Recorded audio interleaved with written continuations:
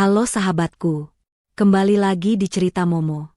Siapa di sini yang setuju kalau diamnya istri yang sabar itu lebih menakutkan daripada marahnya? Hari ini kita punya kisah yang super gregetan. Bayangkan, seorang suami dengan sombongnya membentak istrinya, "Mulai besok urus hidupmu sendiri. Kau boros, uangku habis karenamu." Dan apa reaksi istrinya? Dia tidak menangis, dia tidak memohon, dia cuma menjawab satu kata, "Oke." Tapi di balik kata, "oke," itu tersimpan rencana yang akan membuat suaminya menyesal seumur hidup. Penasaran kan bagaimana cara istri cerdas memberi pelajaran pada suami yang tak tahu diuntung? Eits, sebelum kita masuk ke ceritanya, yuk kita absen dulu biar makin akrab. Jangan lupa pencet tombol like dan subscribe dulu ya. Terus ramaikan kolom komentar dengan nama kalian, asal kota, dan ketik hadir. Aku pengen tahu nih, sahabat cerita Momo paling jauh dari kota mana aja? Sudah siap melihat pembalasan yang elegan? Yuk, kita mulai ceritanya. Mulai besok urus hidupmu sendiri. Kau boros, uangku habis karenamu.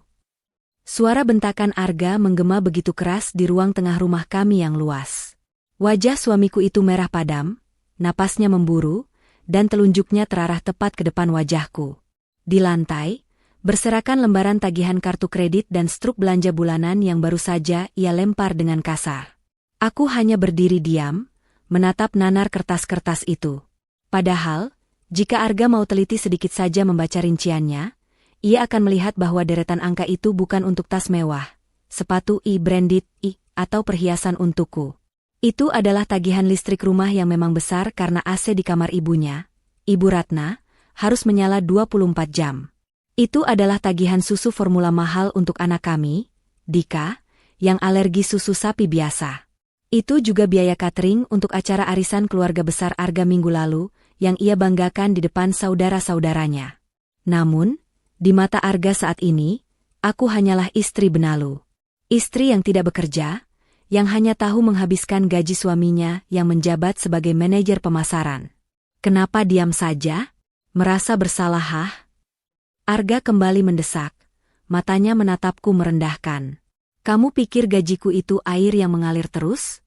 Bulan ini saja tabunganku tergerus hampir 10 juta hanya untuk menutup kartu kreditmu. Kamu ini istri macam apa, Nadia?" Bisanya cuma menodong tangan. Aku menarik napas panjang, berusaha menahan gejolak di dada. Ingin rasanya aku tertawa keras di depannya. 10 juta? Dia ribut soal 10 juta? Dia lupa atau pura-pura tidak tahu kalau mobil Pajero yang ia bawa ke kantor setiap hari itu cicilannya siapa yang bayar? Dia tidak sadar kalau rumah 2 lantai di kawasan elit ini sertifikatnya atas nama siapa? Selama 5 tahun pernikahan kami, aku memang memilih diam. Aku membiarkan Arga merasa menjadi raja. Aku menggunakan uang hasil investasi dan bisnis properti warisan mendiang ayahku untuk menutupi semua kekurangan gaya hidup Arga. Namun aku melakukannya secara diam-diam. Aku mentransfer uang ke rekening Arga dengan nama samaran, bonus kinerja, dari kantor pusat agar dia merasa dihargai. Aku membayar lunas cicilan-cicilan itu lewat auto debit, rekening pribadiku supaya dia tidak pusing. Tapi hari ini, harga dirinya yang melambung tinggi itu justru ia gunakan untuk menginjak-injakku. Jawab, Nadia. Jangan cuma diam seperti orang bodoh. Aku menatap mata suamiku lekat-lekat. Perlahan, aku membungkuk, memungut satu lembar tagihan yang ada di dekat kakiku, lalu meletakkannya dengan tenang di atas meja. "Mas Arga," suaraku terdengar datar, tanpa nada tinggi, tanpa air mata. "Kamu yakin mau aku mengurus hidupku sendiri? Kamu yakin tidak mau lagi membiayai apapun di rumah ini?" "Sangat yakin." Arga menjawab cepat dengan nada angkuh. Ia mengeluarkan dompetnya, mengambil kartu debit platinum miliknya, yang saldonya sebenarnya sering aku isi diam-diam, dan memasukkannya kembali ke saku jasnya seolah takut aku akan merebutnya. "Mulai detik ini, aku stop semua akses keuanganmu. Makan, beli bensin, pulsa, urus sendiri. Aku lelah memelihara istri boros sepertimu. Biar kamu rasakan susahnya cari duit." Hening sejenak. Aku tersenyum tipis. Sangat tipis. "Oke," jawabku singkat. Arga tampak terkejut dengan reaksiku yang begitu tenang. Mungkin dia berharap aku akan menangis, bersimpuh di kakinya, dan memohon agar tidak dicampakkan secara finansial. Reaksi datarku sepertinya justru melukai egonya. Bagus kalau kamu sadar diri. Jangan harap kamu bisa minta bantuan ibu nanti. Ibu pasti setuju dengan keputusanku. Dia sudah lama bilang kalau kamu itu istri yang tidak pandai mengatur uang. Cibir Arga sambil membetulkan dasinya. Ia lalu melangkah pergi menuju kamar tidur utama, membanting pintu dengan keras sebagai tanda percakapan kami selesai. Aku menghela napas, lalu melirik jam dinding. Pukul 7 malam. Sebentar lagi Ibu Ratna, ibu mertuaku, akan datang berkunjung untuk menginap beberapa hari. Biasanya, aku akan sibuk di dapur menyiapkan hidangan istimewa kesukaan ibu, sop buntut dan perkedel kentang, dengan bahan-bahan premium yang kubeli di supermarket impor. Tapi, bukankah Arga baru saja bilang, urus hidupmu sendiri? Dengan langkah ringan, aku berjalan menuju dapur. Bukan untuk memasak, tapi untuk mematikan kompor yang tadi sedang merebus daging. Aku membuang air rebusan itu ke wastafel. Daging kualitas terbaik yang sudah kusiapkan, aku masukkan kembali ke dalam wadah dan kusimpan di freezer, bagian paling bawah. Malam ini, dapur akan tutup. Aku naik ke lantai atas, masuk ke kamar tamu tempat biasa aku bekerja. Aku membuka laptopku, login ke akun perbankan digitalku yang asli. Saldo yang tertera di sana memiliki jumlah nol yang jauh lebih banyak daripada gaji tahunan Arga. Tanganku lincah menari di atas keyboard. Hal pertama yang kulakukan adalah membatalkan sistem auto debit untuk tagihan listrik rumah ini. Kemudian, aku membatalkan pembayaran otomatis untuk kartu kredit tambahan yang dipegang Arga. Terakhir, aku mengirim pesan singkat pada asisten pribadiku yang selama ini kurahasiakan keberadaannya dari Arga. Pak Joko, tolong hentikan transfer, bonus triwulan, ke rekening Arga Saputra mulai bulan ini. Alihkan dananya ke panti asuhan biasa. Terima kasih. Send. Ponselku bergetar. Balasan dari Pak Joko masuk dengan cepat. Siap, Bu Nadia. Dilaksanakan. Apakah ada instruksi lain untuk aset yang dipakai Bapak? Aku mengetik balasan.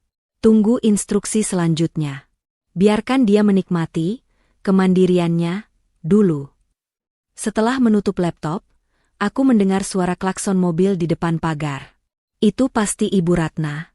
Biasanya, aku akan berlari membukakan pintu, menyambutnya dengan senyum, membawakan tasnya, dan menyuguhkan teh hangat. Namun kali ini, aku hanya duduk manis di kursi kerjaku. Aku mengambil majalah bisnis dan mulai membaca. Di bawah sana, terdengar suara Arga yang teriak-teriak memanggil namaku. Nadia, bukain pintu.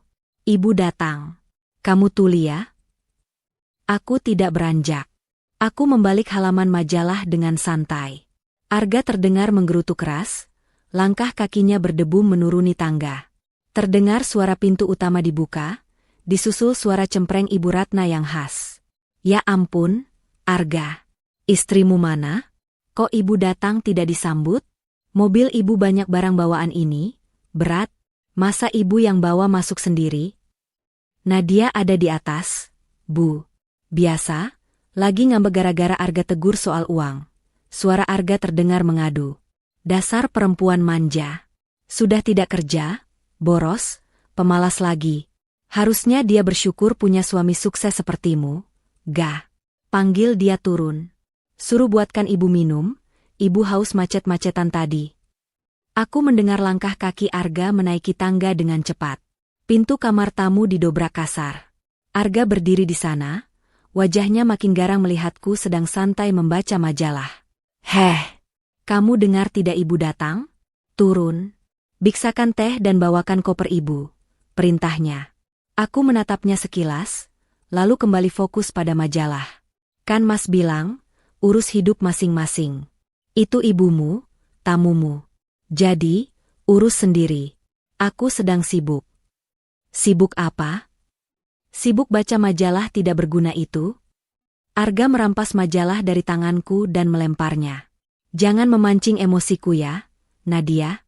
Cepat turun atau apa? Tantangku tenang. Mas mau potong uang belanja lagi? Kan sudah Mas lakukan tadi. Aku sudah tidak punya kewajiban melayanimu atau keluargamu kalau nafkah saja Mas hitung-hitungan. Arga ternganga. Ia tidak menyangka ancamannya tadi sore langsung kubalas kontan secepat ini. Wajahnya merah menahan marah, tapi gengsinya terlalu tinggi untuk berdebat lagi.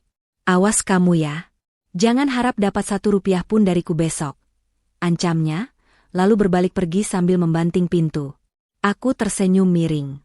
Besok? Kita lihat siapa yang akan menangis besok pagi, Mas Arga. Sinar matahari pagi menembus celah gorden kamar, menyilaukan mata Arga yang baru terbuka. Ia menggeliat, tangannya meraba sisi tempat tidur di sebelahnya. Kosong. Dingin. Biasanya, di jam segini, di meja naka samping tempat tidur sudah tersedia secangkir kopi hitam panas dengan gula aren kesukaannya, lengkap dengan koran pagi yang sudah dilipat rapi. Aroma nasi goreng mentega atau roti panggang selain nanas buatan rumah seharusnya sudah memenuhi indera penciumannya. Namun pagi ini, udara terasa hampa. Hanya bau pewangi ruangan otomatis yang menyengat. Arga duduk, kepalanya sedikit pusing. Nadia, panggilnya serak. Hening. Tidak ada sahutan lembut yang biasa menjawab panggilannya. Arga mendengus kesal. Ia bangkit dan berjalan menuju lemari pakaian. Biasanya, setelan kemeja kerja, celana bahan yang sudah licin disetrika, das yang serasi, hingga kaos kaki dan celana dalam, sudah tertata rapi di atas bed cover. Hari ini, tempat tidur itu bersih, tak ada apa-apa di sana. Dengan kasar ia membuka pintu lemari. Pakaian-pakaian di dalamnya tergantung rapat, namun sebagian besar tampak kusut bekas cucian yang belum disetrika. Arga mengacak-acak tumpukan baju dengan emosi. Nadia, di mana kemeja biru navy yang baru kuambil dari laundry? Teriaknya kencang. Pintu kamar mandi terbuka. Aku keluar dari sana, sudah rapi dengan balutan blus putih gading dan celana kulot berwarna beige. Rambutku yang biasanya hanya dikuncir asal saat di rumah, kini tergerai indah setelah di-blow. Wajahku yang biasanya polos tanpa riasan saat pagi, kini tampak segar dengan make-up tipis yang elegan. Arga tertegun sejenak melihat penampilanku. Ia seperti melihat sosok asing. Istri yang biasanya berdaster dan bau bawang saat pagi, kini terlihat seperti wanita karir papan atas. Kamu mau kemana rapi begitu? Tanyanya, nada suaranya sedikit menurun karena kaget. Aku berjalan melewati Arga tanpa menoleh, menuju meja rias untuk mengambil tas tanganku. Ada urusan. Bukankah semalam Mas bilang urus hidup masing-masing? Terus baju kerjaku gimana? Kamu nggak lihat ini kusut semua? Arga menunjuk lemari yang berantakan. Aku menatapnya lewat pantulan cermin, sambil memoleskan lipstik merah bata. E-laundry kiloan di depan komplek buka jam 8. Atau kalau Mas mau hemat, setrika ada di ruang e-laundry belakang. Masih ingat cara pakainya, kan? Wajah Arga memerah menahan amarah. Kamu benar-benar istri durhaka ya? Ibu ada di bawah, kamu malah mau keluyuran. Ibu juga bisa urus dirinya sendiri. Beliau bukan bayi, jawabku santai, lalu melangkah keluar kamar meninggalkan Arga yang berdiri mematung dengan kepalan tangan gemetar. Saat menuruni tangga, aku melihat Ibu Ratna sudah duduk di meja makan. Wajah mertuaku itu tertekuk masam. Di hadapannya hanya ada gelas kosong. Nadia, kamu ini gimana sih? Ibu sudah duduk 10 menit di sini. Mana sarapannya? Ibu mau teh manis panas, gulanya sedikit saja, terus ibu mau bubur ayam buatanmu. Perut ibu sakit kalau telat makan. Omel Ibu Ratna begitu melihatku. Aku berhenti sejenak di ujung tangga, tersenyum manis. Maaf ya, Bu. Dapur tutup. Bahan makanan habis dan Mas Arga tidak memberi uang belanja. Jadi mulai sekarang, ibu minta sama Arga saja ya. Apa? Arga kan kerja capek-capek cari uang, masa dia juga yang harus urus makan? Kamu kan istrinya. Mantan babunya, Bu. Lebih tepatnya begitu, koreksiku. Saya permisi dulu. Selamat pagi. Aku melenggang pergi keluar rumah. Di garasi, aku tidak mengambil mobil keluarga yang biasa kupakai untuk antar jemput anak atau belanja. Aku memesan taksi online premium. Biarlah Arga dan ibunya menikmati kekacauan pagi ini. Sementara itu, di dalam rumah, Arga kelimpungan. Ia akhirnya terpaksa memakai kemeja lama yang sedikit kekecilan dan belum disetrika rapi, karena ia tidak punya waktu. Dengan terburu-buru, ia turun ke bawah, mendapati ibunya sedang mengomel panjang lebar tentang betapa buruknya menantunya itu. "Sudahlah, Bu. Nanti Arga tegur dia lagi. Sekarang kita cari sarapan di luar saja. Arga lapar, mau telat ngantor juga?" ajak Arga sambil menyambar kunci mobil Pajeronya.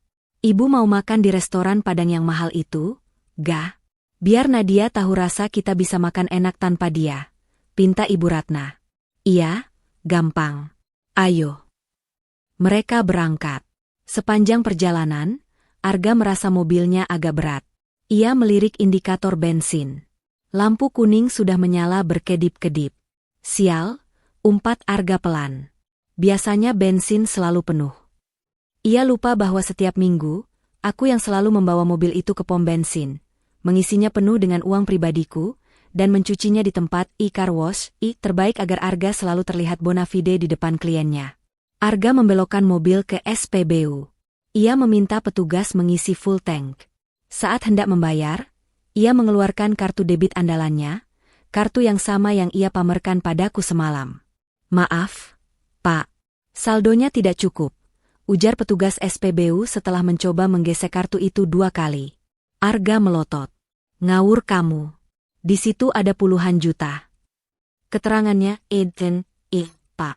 Mau coba kartu lain?" Jantung Arga berdegup kencang. Ia ingat, semalam ia memang mentransfer 10 juta untuk membayar tagihan kartu kreditnya, tapi seharusnya sisa gaji bulan lalu masih ada. Ia lupa bahwa gaya hidupnya yang sering menraktir teman-temannya di bar setiap Jumat malam telah menggerus gajinya sendiri. Selama ini, akulah yang selalu menambal saldonya setiap kali ia boros, tanpa ia sadari. Dengan wajah merah padam karena antrian di belakang mulai membunyikan klakson, Arga mengeluarkan uang tunai dari dompetnya. Lembaran 100.000 terakhir. Pas-pasan. "Ini. Sisanya nanti saya bayar pakai uang receh," gumam Arga menahan malu. Ibu Ratna yang duduk di sebelah hanya mengipas-ngipas wajahnya. "Lama sekali sih, Ga? Panas nih. AC mobilmu kok nggak dingin ya?" Arga baru sadar, AC mobilnya memang terasa panas. Freonnya habis. Jadwal servis rutin sudah lewat 2 minggu lalu. Biasanya, notifikasi jadwal servis masuk ke ponselku, dan aku yang mengurusnya. Arga tidak pernah tahu menahu soal perawatan kendaraan. Baginya, mobil itu benda ajaib yang selalu siap pakai. Sampai di kantor dengan mood yang hancur, perut lapar, karena uang tunai habis buat bensin, mereka batal makan di restoran Padang dan hanya beli roti di minimarket. Arga langsung duduk di kursinya. Ia membuka aplikasi mobile banking di ponselnya. Hari ini tanggal 15. Tanggal keramat di mana notifikasi transfer masuk biasanya muncul. Bonus kinerja triwulan, sebesar 25 juta rupiah, biasanya masuk tepat jam 9 pagi. Uang inilah yang membuat Arga merasa kaya raya, merasa gajinya besar, sehingga ia berani mengambil cicilan mobil mewah dan barang-barang branded. Ia refresh aplikasi itu. Saldo tidak berubah. Hanya tersisa sisa recehan ratusan ribu. Ia menunggu 10 menit. Refresh lagi. Masih sama. Keringat dingin mulai menetes di pelipisnya. Cicilan mobil jatuh tempo besok. Tagihan kartu kredit Ibu Ratna yang ia janjikan akan dilunasi juga jatuh tempo lusa. Arga menyambar telepon kantor, menekan nomor ekstensi bagian keuangan. "Halo, Mbak Siska. Saya Arga. Mau tanya, transferan insentif kinerja kok belum masuk ya? Biasanya jam segini sudah ada notifikasi." Di ujung telepon, terdengar suara ketikan keyboard, lalu hening sejenak. "Halo, Pak Arga. Maaf, insentif yang mana ya?" Di sistem penggajian, Pak Arga hanya menerima gaji pokok dan tunjangan transport yang sudah ditransfer tanggal 25 kemarin. Tidak ada jadwal transfer hari ini. "Jangan bercanda, Mbak. Setiap tanggal 15 saya selalu dapat transferan 25 juta. Keterangannya, reward performance." "Cek lagi," bentak Arga panik. "Saya sudah cek mutasi rekening kantor 3 tahun ke belakang. Pak, tidak pernah ada pengeluaran sebesar itu untuk Bapak di tanggal 15. Mungkin itu transferan pribadi dari pihak lain? Karena dari pembukuan PT, tidak ada pos anggaran seperti itu. Gagang telepon di tangan Arga terasa licin oleh keringat. Lututnya lemas. Tidak mungkin. Desisnya. Jadi selama ini uang itu, dari mana? Bayangan wajahku yang tersenyum tipis semalam melintas di benaknya. Oke, kataku saat itu. Arga terduduk lemas di kursi kerjanya yang empuk. Ia baru menyadari satu hal mengerikan. Keran air kehidupannya baru saja ditutup rapat, dan ia tidak tahu siapa yang memegang kuncinya. Mas Arga, dipanggil Pak Direktur ke ruangannya sekarang. Suara Rina, sekretaris divisi, membuyarkan lamunan Arga yang sedang menatap nanar layar ponselnya. Arga tersentak kaget. Jantungnya yang tadi sudah berdegup kencang kini berpacu semakin liar. Tidak biasanya Pak Direktur memanggilnya langsung di pagi hari, apalagi di tengah minggu seperti ini. Biasanya, pertemuan dengan Big Boss hanya terjadi saat evaluasi bulanan atau jika ada masalah besar. Oke, Rin. Makasih, jawab Arga gagap. Ia merapikan kemejanya yang kusut, mencoba terlihat senormal mungkin meski keringat dingin masih membasahi punggungnya. Pikirannya kacau. Masalah uang, bonus, yang hilang itu masih menghantui, dan sekarang panggilan mendadak ini menambah beban kecemasannya. Arga berjalan menyusuri lorong kantor yang dingin. Langkahnya terasa berat. Ia mencoba mengingat-ingat apakah ada target penjualan yang meleset atau keluhan klien yang belum ia tangani. Setahu dia, kinerjanya bulan ini biasa saja, tidak istimewa, tapi juga tidak buruk. Cukup untuk mempertahankan posisinya, pikirnya. Sesampainya di depan pintu kayu mahoni besar bertuliskan, Direktur Utama, Arga mengetuk pelan. Masuk, terdengar suara bariton dari dalam. Arga membuka pintu dengan hati-hati. Di balik meja kerja yang megah, duduk Pak Handoko, pria parubaya yang disegani di perusahaan ini. Namun, yang membuat napas Arga tercekat bukan hanya kehadiran Pak Handoko, melainkan sosok yang duduk di sofa tamu di sudut ruangan. Seorang wanita dengan setelan blazer hitam elegan, rambut digelung rapi, dan kacamata berbingkai emas yang memberikan kesan cerdas dan tegas. Wanita itu sedang membolak-balik berkas di pangkuannya. Itu Nadia, istrinya. Nadia? Arga terbata, matanya membelalak tak percaya. Kak, kamu ngapain di sini? Nadia tidak langsung menjawab. Ia hanya mengangkat wajahnya perlahan, menatap Arga dengan sorot mata yang dingin dan penuh wibawa, tatapan yang belum pernah Arga lihat selama 5 tahun pernikahan mereka. Pak Handoko berdeham, menarik perhatian Arga kembali. Silakan duduk, Arga. Arga duduk di kursi hadapan Pak Handoko dengan kaku, sesekali melirik cemas ke arah Nadia yang kini kembali sibuk dengan berkasnya, seolah Arga tidak ada di sana. Arga, Pak Handoko memulai pembicaraan. Suaranya tenang namun tajam. Saya baru saja kedatangan tamu istimewa hari ini. Ibu Nadia. Arga menelan ludah. Iya, Pak. Dia istri saya. Saya tahu, potong Pak Handoko. Tapi dia datang ke sini bukan sebagai istrimu. Dia datang sebagai perwakilan dari pemegang saham mayoritas baru perusahaan ini, Nusantara Group. Bumi serasa runtuh di bawah kaki Arga. Nusantara Group? Itu adalah konglomerasi bisnis raksasa yang baru saja mengakuisisi perusahaan tempatnya bekerja bulan lalu. Desas-desus tentang pengambil alihan itu memang santer terdengar, tapi tidak ada yang tahu siapa pemilik sebenarnya di balik nama besar itu. Apa maksud Bapak? Arga bertanya bingung, suaranya hampir tak terdengar. Nadia menutup berkas di tangannya dengan suara buk yang pelan namun terdengar jelas di ruangan yang sunyi itu. Ia berdiri, berjalan perlahan mendekati meja Pak Handoko. Biar saya yang jelaskan, Pak Handoko, ujar Nadia. Suaranya berbeda. Tegas, profesional, tanpa nada manja yang biasa Arga dengar di rumah. Nadia menatap Arga lurus-lurus. Nusantara Group adalah perusahaan induk yang dikelola oleh keluarga saya, Arga.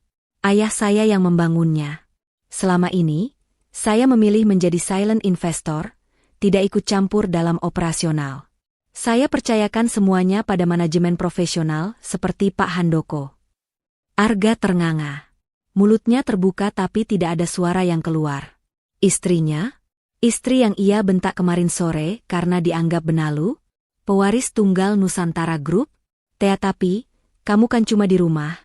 Kamu bilang uangmu dari warisan kecil ayahmu. Arga mencoba menyangkal, otaknya menolak menerima kenyataan ini. Warisan, kecil, itu relatif. Mas, jawab Nadia dengan senyum sinis. Bagi sebagian orang, warisan berupa ruko satu pintu itu besar. Bagi saya, warisan berupa kepemilikan saham di 15 perusahaan multinasional, itu tanggung jawab. Nadia meletakkan sebuah amplop coklat di depan Arga. Selama ini aku diam. Aku membiarkanmu bekerja di sini, merintis karir dari bawah, tanpa intervensi. Aku ingin melihatmu tumbuh menjadi pria mandiri yang bisa kuandalkan. Bonus, bulanan 25 juta yang kamu nikmati selama 3 tahun terakhir, itu uang pribadiku yang kuselipkan lewat sistem payroll khusus. Supaya kamu merasa dihargai karena gajimu yang sebenarnya tidak cukup untuk menutupi gaya hidupmu yang hedon. Wajah Arga berubah pucat pasi, seputih kertas. Rahasianya terbongkar. Harga dirinya hancur berkeping-keping di depan bos besarnya sendiri. Kamu membohongiku, tuduh Arga lemah, berusaha membela diri meski sia-sia. Aku menjagamu, Arga, bentak Nadia, nada suaranya meninggi untuk pertama kalinya. Aku menjaga egomu sebagai suami. Tapi apa balasanmu? Kamu menghinaku. Kamu menganggapku beban. Kamu menyuruhku mengurus hidupku sendiri. Nadia menarik napas panjang, kembali menguasai emosinya. Ia menunjuk amplop di meja. Sekarang, aku kabulkan permintaanmu. Aku sudah mengurus hidupku. Perusahaan ini adalah salah satu asetku. Dan sebagai pemilik, aku baru saja melakukan audit internal terhadap kinerja karyawan, termasuk kamu. Tangan Arga gemetar saat meraih amplop itu. Buka, perintah Nadia dingin. Arga membuka amplop itu dengan jari yang kaku. Di dalamnya terdapat selembar surat resmi dengan kop surat perusahaan. Matanya menyusuri baris demi baris tulisan di sana. Surat peringatan keras dan demosi. Berdasarkan evaluasi kinerja, Saudara Arga Saputra dinilai tidak memenuhi target penjualan selama 6 bulan berturut-turut. Selain itu, ditemukan penyalahgunaan fasilitas kantor berupa penggunaan kendaraan dinas untuk keperluan pribadi yang berlebihan dan klaim reimbursement yang tidak sesuai prosedur. Dengan ini diputuskan bahwa Saudara Arga Saputra diturunkan jabatannya dari manajer pemasaran menjadi staf administrasi gudang, efektif mulai hari ini. Staf gudang? Arga membaca tulisan itu dengan suara tercekat. Gajinya akan dipotong lebih dari 60%. Fasilitas mobil ditarik. Ruangan ber-AC ditukar dengan gudang panas di belakang pabrik. Itu masih baik, Arga, kata Pak Handoko menimpali. Kalau bukan karena Ibu Nadia meminta saya untuk tidak langsung memecat kamu, saya sudah proses kamu ke jalur hukum atas dugaan penggelapan dana operasional kecil-kecilan yang kamu lakukan. Arga menatap Nadia dengan pandangan memohon. Dek, ini keterlaluan. Aku suamimu. Masa kamu tega bikin aku jadi kuli gudang? Nadia tersenyum, tapi senyum itu tidak mencapai matanya. Loh, bukannya Mas Arga yang bilang mau mandiri? Di gudang kamu bisa belajar menghargai setiap rupiah yang kamu dapatkan dengan keringatmu sendiri. Tidak ada lagi bonus siluman dari istrimu yang boros ini. Nadia melirik jam tangannya yang berkilau. Sudah waktunya saya meeting dengan direksi lain. Silakan nikmati jabatan barumu, Mas. Oh ya, mobil Pajero itu inventaris manajer. Kunci harus diserahkan sekarang. Kamu bisa naik angkutan umum atau ojek online untuk pulang nanti. Hemat, kan? Arga merasa dunianya berputar. Dalam waktu kurang dari 24 jam, ia kehilangan kuasa di rumahnya, kehilangan sumber dana rahasianya, dan sekarang kehilangan karir serta harga dirinya. Kunci, Mas, tagih Nadia, menadahkan tangannya. Dengan tangan gemetar hebat, Arga merogoh saku celananya, mengeluarkan kunci mobil yang selama ini menjadi simbol status sosialnya. Ia meletakkannya di telapak tangan Nadia. Rasanya seperti menyerahkan nyawanya sendiri. Selamat bekerja, Pak Arga, ucap Nadia formal, lalu berbalik dan melangkah keluar ruangan diikuti Pak Handoko, meninggalkan Arga sendirian di ruangan besar itu. Hina, kecil, dan tak berdaya. Di lorong, Nadia menghela napas panjang. Ada rasa nyeri di dadanya. Bukan rasa bahagia karena balas dendam, melainkan rasa sakit karena harus menghancurkan pria yang pernah ia cintai agar pria itu belajar menjadi manusia. Ini baru permulaan, Mas, bisik Nadia pada dirinya sendiri. Pelajaran sesungguhnya baru akan dimulai di rumah nanti malam. Matahari sore terasa menyengat kulit, seolah ikut mengejek nasib Arga yang kini berdiri canggung di pinggir trotoar depan gedung kantornya yang megah. Biasanya, jam segini ia tinggal melangkah ke lobi, di mana petugas valet sudah menyiapkan Pajero hitam mengkilap miliknya dengan AC yang sudah dingin. Ia akan menyetir pulang sambil mendengarkan musik jazz, terhindar dari debu dan polusi Jakarta. Tapi hari ini, realita menghantamnya telak. Ojeknya atas nama Arga. "Pak?" tanya seorang pengendara motor berjaket hijau yang berhenti di depannya. Arga mengangguk lemah, menahan malu luar biasa saat beberapa mantan bawahannya, yang kini jabatannya lebih tinggi darinya, lewat dengan mobil mereka dan menatapnya heran. Arga buru-buru naik ke boncengan motor itu, memakai helm yang baunya apek, dan menyembunyikan wajahnya di balik kaca helm yang baret-baret. Sepanjang perjalanan pulang, punggung Arga basah oleh keringat. Kemeja kerja yang tadi pagi kusut kini makin tak berbentuk. Pikirannya kalut. Bagaimana ia menjelaskan pada ibunya kalau mobil dinasnya ditarik? Bagaimana ia bilang kalau ia bukan lagi manajer, melainkan staf gudang? Tidak. Ia tidak boleh jujur sekarang. Ibunya punya riwayat darah tinggi. Kalau tahu anaknya jatuh miskin dalam sekejap, bisa gawat. Arga. Ya ampun, kamu kenapa pulang naik ojek? Mana mobilmu? Baru saja Arga melangkah masuk ke halaman rumah, suara pekikan Ibu Ratna sudah menyambutnya. Wanita parubaya itu berdiri di teras dengan wajah panik bercampur kesal. Arga membuka helm dengan tangan gemetar, lalu membayarnya dengan sisa uang receh di saku. Ia memaksakan senyum lelah. Mobil-mobil masuk bengkel, Bu. Ada masalah mesin yang cukup parah, jadi harus rawat inap seminggu. Bohong Arga. Lidahnya terasa keluh mengucapkan kebohongan itu. Ibu Ratna mendengus kecewa. Yah, padahal ibu mau minta antar ke rumah Tante Murni nanti malam. Terus kita mau makan apa malam ini? Dari siang ibu cuma makan biskuit kaleng sisa lebaran yang ada di toples. Istrimu itu benar-benar keterlaluan. Dia tidak pulang sejak pagi. Perut Arga berbunyi nyaring. Ia juga belum makan siang. Tadi di kantin kantor, ia malu masuk karena semua orang sudah tahu berita demosi jabatannya. Gosip menyebar lebih cepat dari api. Akhirnya ia hanya minum air putih dari galon pantry. Ya sudah, kita pesan makan online saja ya, Bu, kata Arga mencoba menenangkan. Ibu mau sate khas Senayan yang biasa itu loh, ga? Sama es teler. Pinta Ibu Ratna tanpa rasa bersalah, tidak peduli wajah anaknya yang tampak seperti mayat hidup. Arga merogoh saku, mengeluarkan ponselnya. Ia membuka aplikasi pesan antar makanan. Jarinya ragu-ragu saat melihat total harga pesanan ibunya yang mencapai Rp200.000. Saldo di rekeningnya tinggal Rp300.000. Itu uang terakhirnya sampai gajian bulan depan, yang entah berapa jumlahnya sekarang setelah ia jadi staf gudang. Bu, panggil Arga pelan. Malam ini kita makan yang sederhana dulu ya. Dompet Arga ketinggalan di laci kantor, ini cuma ada uang tunai sedikit. Kebohongan kedua. Ibu Ratna cemberut.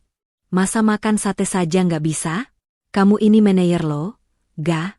Jangan pelit sama orang tua. Nanti rezekimu seret. Kalimat itu menusuk hati Arga. Rezekiku sudah seret, Bu. Dan itu karena aku terlalu sombong. Batinnya menjerit. Akhirnya, dengan berat hati, Arga berjalan ke warung kelontong di ujung komplek. Ia kembali membawa 3 bungkus mie instan dan 2 butir telur. Malam itu, di meja makan marmer yang mewah, tersaji pemandangan yang ironis. Arga dan Ibu Ratna makan mie rebus yang dimasak Arga dengan air yang kebanyakan sehingga rasanya hambar. Nadia mana sih? Jam segini belum pulang. Istri macam apa dia keluyuran sampai malam? Omel Ibu Ratna sambil mengaduk-aduk mienya dengan jijik. Masak buat mertua saja nggak mau. Malah dikasih makan mie instan begini. Bikin darah tinggi ibu naik saja. Tepat saat itu, terdengar suara deru mobil halus memasuki garasi. Bukan Pajero, melainkan sebuah mobil sedan Eropa mewah berwarna putih mutiara. Pintu depan terbuka. Nadia melangkah masuk dengan anggun.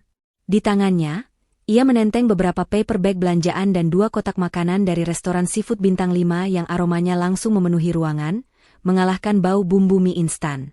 Ibu Ratna langsung berdiri, matanya berbinar melihat kotak makanan itu. Nah, akhirnya pulang juga kamu, Nadia? Kamu bawa apa itu? Seafood ya? Kebetulan, ibu sama Arga lagi makan mie gak enak ini. Sini, taruh di piring, ibu masih lapar. Perintah Ibu Ratna dengan nada yang kembali otoriter, seolah lupa kalau tadi pagi Nadia sudah menolak melayaninya. Nadia berhenti melangkah. Ia menatap Ibu Ratna dan Arga bergantian, lalu pandangannya jatuh pada mangkuk mie instan di meja. Oh, ibu dan Mas Arga makan mie? Wah, hemat sekali.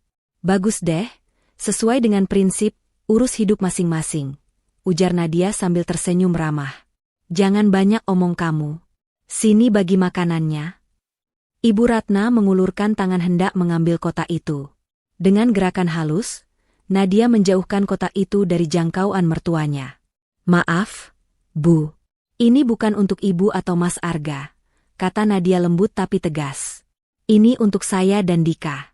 Dika sedang di rumah neneknya, ibuku, dan saya mau ke sana mengantar ini. Kebetulan saya lewat sini cuma mau ambil baju ganti. Kamu pelit sekali sama mertua? Peki Ibu Ratna tak percaya. Bukan pelit, Bu. Tapi Mas Arga kemarin bilang, uangnya habis karena saya boros. Jadi, saya buktikan kalau saya tidak pakai uang Mas Arga sepeser pun untuk beli makanan enak ini. Ini uang saya sendiri. Jadi, hak saya mau kasih ke siapa? Jawab Nadia tenang. Arga yang sejak tadi dia menunduk, akhirnya mengangkat wajahnya. Matanya merah. Nat, sudahlah. Jangan permalukan aku di depan ibu. Kasih saja makanannya. Aku ganti uangnya nanti. Nadia tertawa kecil. Tawa yang terdengar sangat menyakitkan di telinga Arga. Ganti? Pakai apa? Mas? Pakai gaji staf gudang.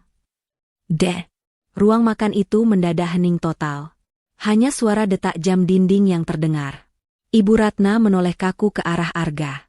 Staf gudang? Maksudnya apa? Ga? Nadia ngomong apa ini? Arga memejamkan mata, wajahnya pucat pasi. Rahasia yang ia jaga mati-matian sejak sore tadi, terbongkar begitu saja dalam satu kalimat santai dari bibir istrinya. Tanya saja sama anak kesayangan ibu, lanjut Nadia sambil merapikan tasnya. Oh ya, Mas. Besok tolong kosongkan lemari di kamar utama ya. Pindahkan barang-barangmu ke kamar tamu bawah yang tidak ada AC-nya. Aku nggak bisa tidur satu kamar dengan orang asing yang perhitungan. Tanpa menunggu jawaban, Nadia berbalik dan berjalan keluar lagi menuju mobil mewahnya, meninggalkan bom waktu yang siap meledak di meja makan. Arga. Suara Ibu Ratna terdengar bergetar, rendah namun penuh ancaman. Jelaskan sama ibu. Apa maksudnya staf gudang? Kamu dipecat? Arga menunduk dalam-dalam, air mata frustrasi menetes ke dalam kuah mie instannya yang sudah dingin. Malam ini akan menjadi malam yang sangat panjang. Jelaskan, Arga. Apa benar kata istrimu itu? Teriakan Ibu Ratna memecah kesunyian malam yang mencekam.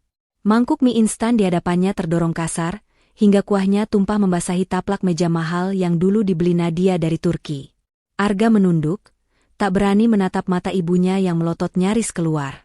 Lidahnya terasa keluh, namun ia tahu ia tak bisa lagi menyembunyikan bangkai yang sudah tercium baunya ini. Bi benar, Bu, jawab Arga lirih, nyaris seperti bisikan. Arga diturunkan jabatannya mulai hari ini. Kenapa? Kamu korupsi? Kamu malas? Atau ini murni akal-akalan Nadia untuk menghancurkanmu? Cecar Ibu Ratna, napasnya memburu. Arga mengangkat wajahnya, melihat peluang untuk membela diri. Sifat pengecutnya kembali muncul. Daripada mengakui ketidakmampuannya mencapai target dan kebiasaannya menggunakan uang kantor, ia memilih menyalahkan orang lain. Ini semua gara-gara Nadia. Bu, adu Arga dengan suara bergetar menahan amarah. Ternyata dia itu diam-diam komisaris di perusahaan Arga. Dia pemilik saham baru.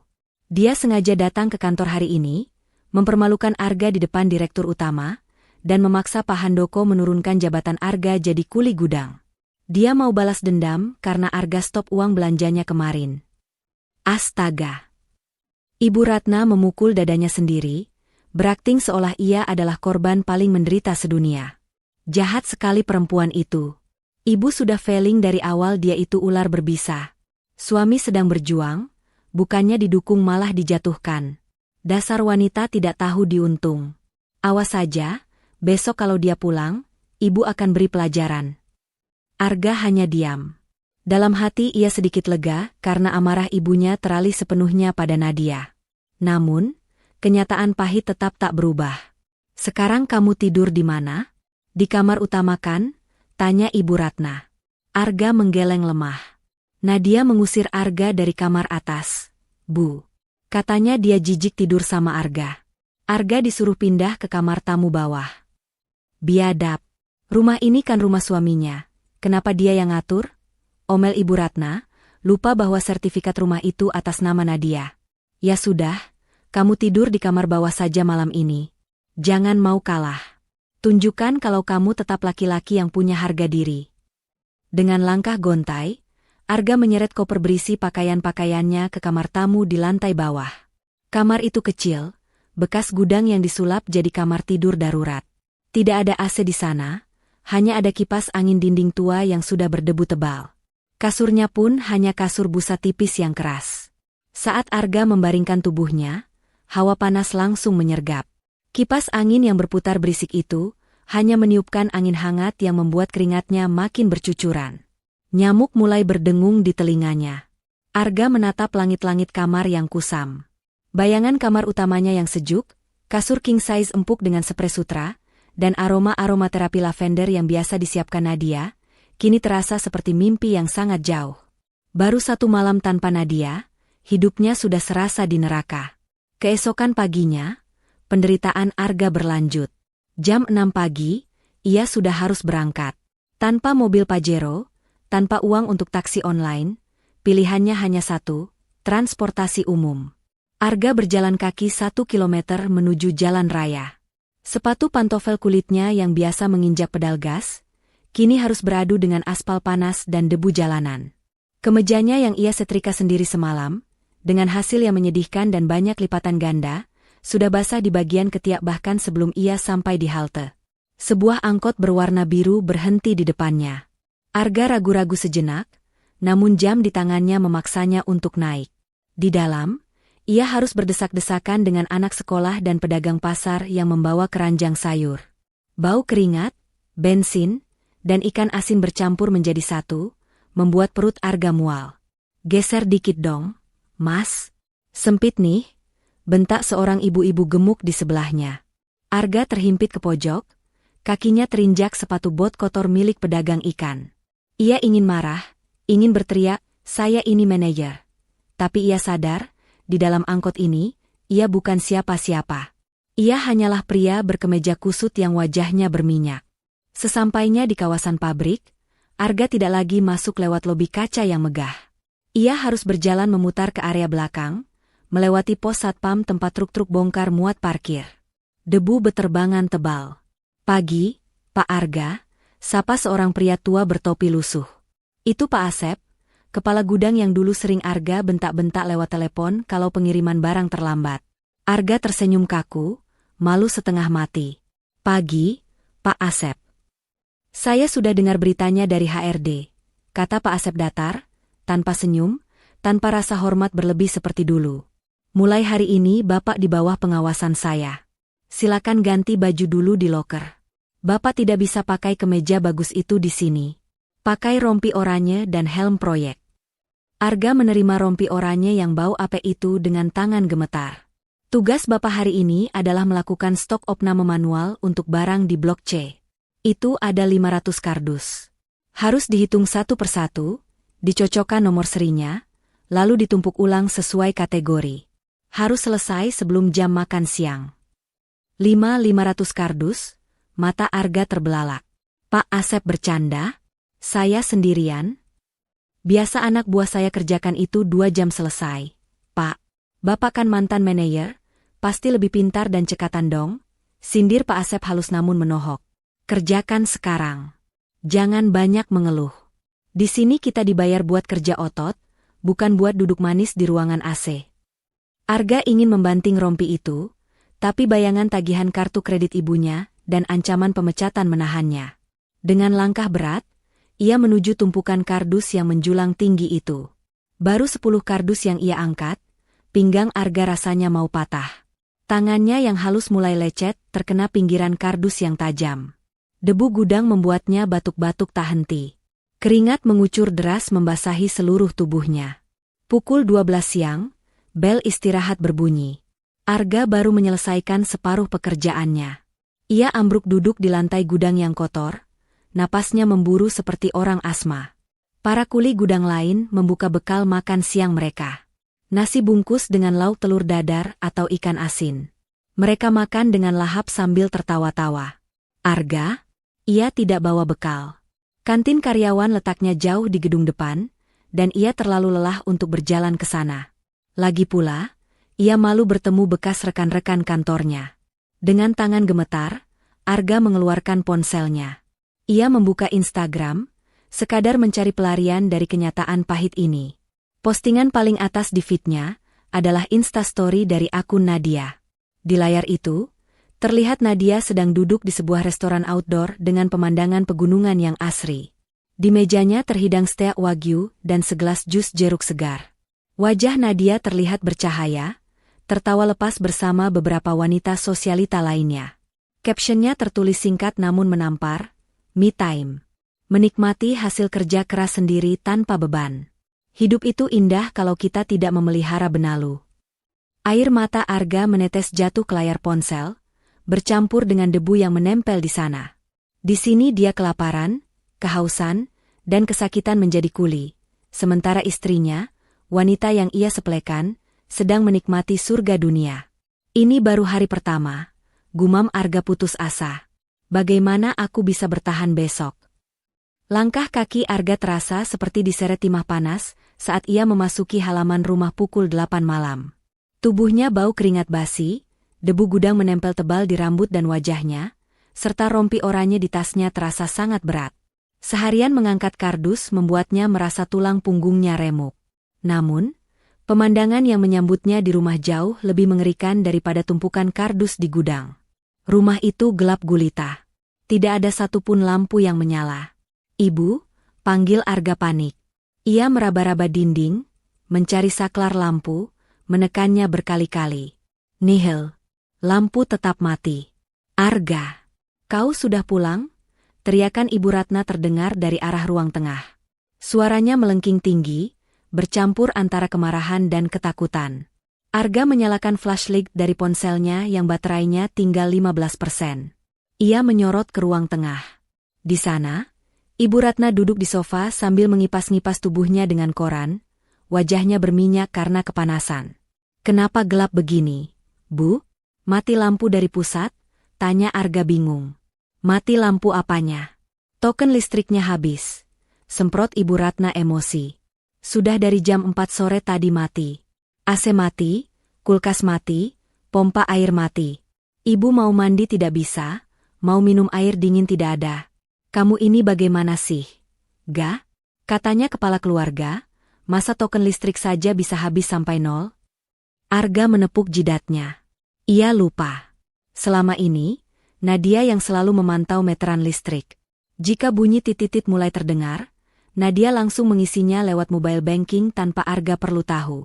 Arga bahkan tidak tahu berapa ID pelanggan PLN rumah ini. "Mana Nadia? Dia belum pulang?"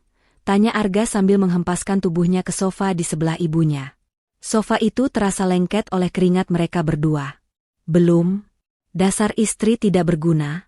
Dia pasti sengaja membiarkan kita kepanasan dan kegelapan begini." Tepat saat itu, sorot lampu mobil yang terang benderang menyapu ruang tamu melalui jendela kaca. Mobil sedan putih Nadia memasuki garasi. Mesin mobil dimatikan, dan tak lama kemudian pintu depan terbuka. Nadia melangkah masuk. Tidak seperti mereka yang gelap-gelapan, Nadia membawa sebuah emergency lamp LED portable yang cahayanya sangat terang dan sejuk. Di tangan kanannya, Ia juga membawa kipas angin portabel kecil yang berputar kencang, meniupkan angin segar ke wajahnya. Malam semua. Wah, romantis sekali suasananya, gelap-gelapan berdua, sapa Nadia dengan nada riang yang dibuat-buat.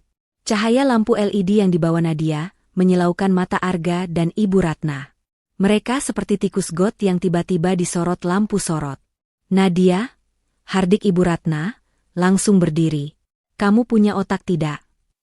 Listrik mati dari sore, kamu malah keluyuran. Cepat isi tokennya sekarang. Ibu sudah gerah, mau mati rasanya. Nadia meletakkan lampu emergency itu di atas meja, lalu duduk santai di kursi tunggal, menyilangkan kakinya yang jenjang. Loh, kok nyuruh saya? Bu? Kan ini rumah Mas Arga. Mas Arga kepala rumah tangganya. Saya kan cuma numpang, itu kata ibu kemarin, kan? Nadia menoleh ke arah Arga yang tampak menyedihkan dengan kemeja kotornya. Mas Arga, tokennya bunyi dari tadi pagi loh. Masa tidak diisi? Katanya mau urus hidup sendiri. Nat, tolonglah. Suara Arga terdengar parau, memelas. Aku capek banget. Badan remuk semua. Tolong isin dulu, nanti aku ganti. Nanti kapan, Mas? Potong Nadia cepat. Kamu saja belum ganti uang bensin yang kamu pakai kemarin. Sekarang minta talangan lagi? Maaf ya, Mas. Warung bisnisku tutup untuk pelanggan yang suka ngutang. Nadia mengeluarkan ponselnya, menunjukkan layar ke arah Arga. Nih, aku kasih nomor ID pelanggannya. Kamu beli sendiri. Bisa lewat minimarket di depan atau m-banking kalau saldomu masih ada. Arga menatap nomor itu dengan nanar. Saldo rekeningnya tinggal 200.000. Kalau ia beli token listrik 100.000 untuk rumah segede ini dengan pemakaian AC Ibu Ratna yang non-stop, itu cuma bertahan 3 hari. Dan dia masih butuh uang untuk ongkos kerja dan makan besok. Arga, tunggu apa lagi? Cepat beli.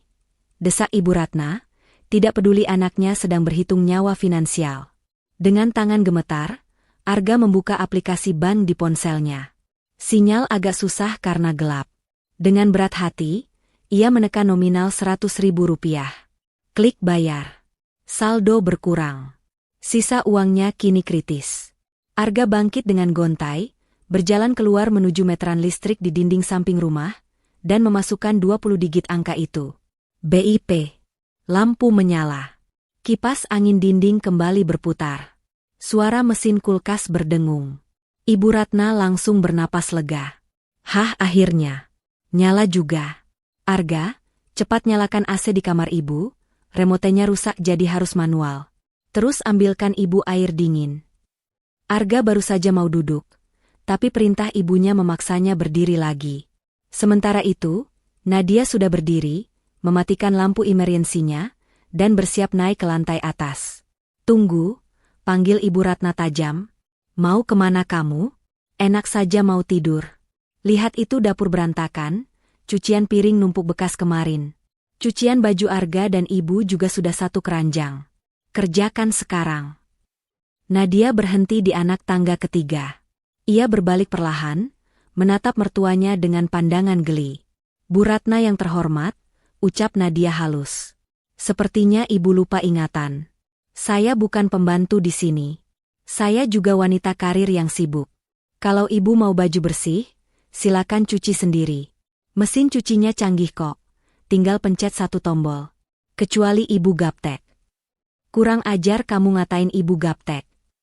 Atau? Nadia melirik Arga. Mas Arga bisa cucikan. Hitung-hitung latihan fisik tambahan setelah olahraga di gudang tadi. Nadia, cukup, bentak Arga.